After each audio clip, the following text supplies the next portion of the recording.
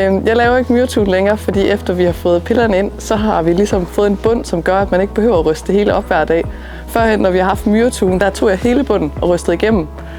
Nu kan vi nøjes med at tage de 10 splitter, der er rundt omkring, og så bare lige ryste de hestepær igennem, og så slipper man faktisk. Jeg er gået fra at bruge en time førhen, til nu at bruge 20 minutter på at mude ud.